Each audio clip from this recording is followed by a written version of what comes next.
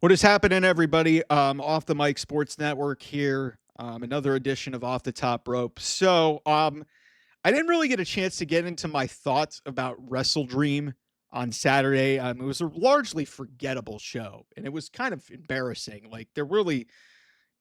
This was an episode of television put over, 4 or 5 hours of across, what was it? I think it was 4.5 that they did this because it started at 8 Eastern and ended after midnight Eastern. But AEW and their fan bases continue to make themselves out to be a bunch of hypocrites and just a bunch of nonsensical, pandering dickwads, basically. I'll just put it in plain English for you guys. Um, so they did the predictably crazy, insane, nonsensical, Looney Tunes, cartoonish, over the top junkyard mud show brawl that was Darby Allin and Jon Moxley. Wasn't even for a championship. This was your main event, but it was an I Quit match. They didn't do a lot of blood, which was interesting because apparently, I guess the Missouri Athletic Commission basically said, no, you're not doing that. But they did do a spot in this match that really pissed me off and pissed a lot of people off, and clearly former producers, and we'll talk about that in a second because I'm sure you guys have been following the story, or if you haven't, I'll fill you guys in.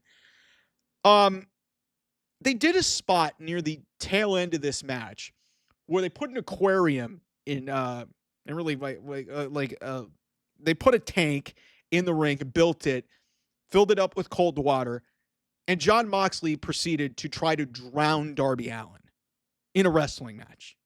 Now, I thought the plastic bag suffocation stuff took me off my edge. This was just another level of stupidity. Like, whoever okayed this stuff is just, I don't understand why people think that this is okay.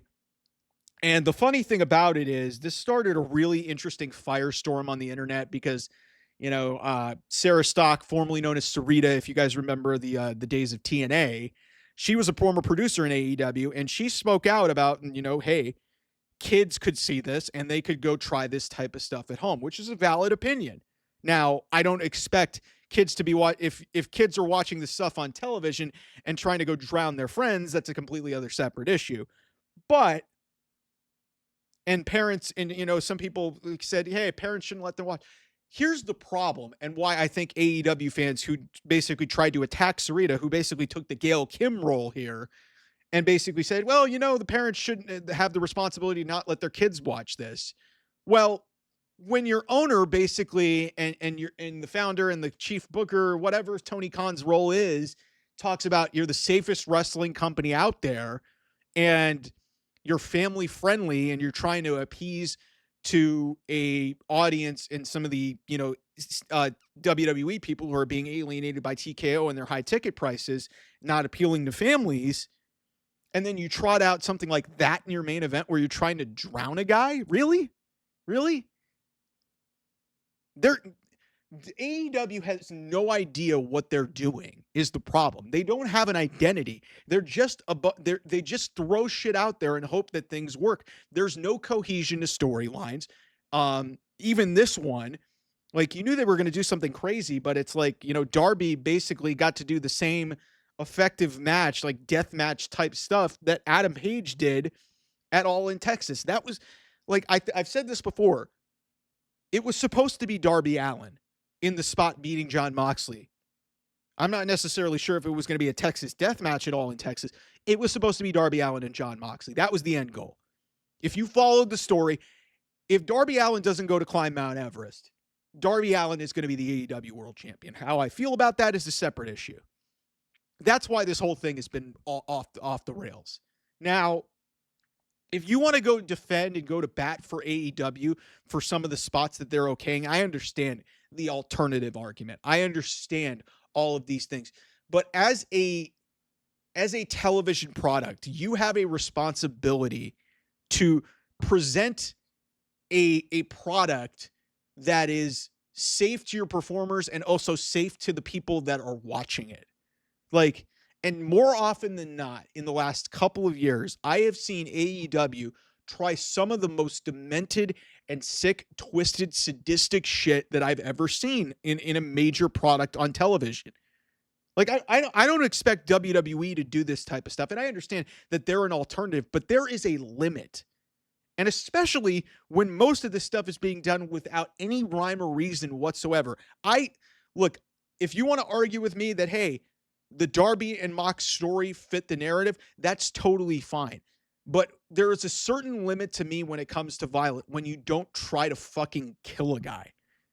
And I swear to God, this just didn't need to happen. You didn't need to go to those lengths. And then it's compounded. This is where it gets even doubly ridiculous.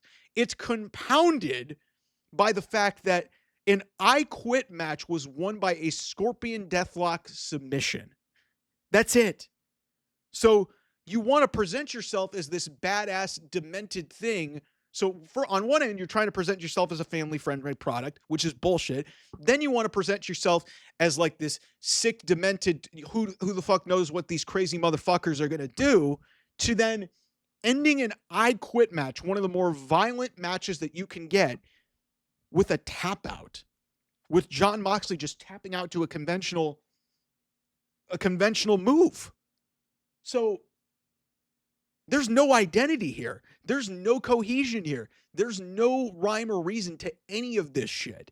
And that's my frustration with this company, is they can't figure out who they are. Then they try to tell us who they are in the most condescending way possible. And that's why you have so many people who want you guys to fail. I don't want you guys to fail. I get frustrated, and I think you guys are going to fail if you don't get your act together. Because my problem with this company on a consistent basis is they keep trying to control the narrative, and they keep trying to tell things. Their fan base keeps enabling it, and then they don't want to change. And then they keep telling you lies and, keep feeding you this bullshit. And it's not a good product. And what's frustrating to me the most about this, of everything, is they've got a really golden opportunity to really capitalize on some momentum. Yet they think they're doing so well. They think it's the best year ever. It's not. Meanwhile, WWE, I'm not saying that they're bad in terms of a business sense. They're doing fine business-wise, despite, the overture. But creative has not been great. And AEW could have a chance if they actually presented themselves in a better way, rather than resorting to this nonsense and just this shock jock indie mud show garbage.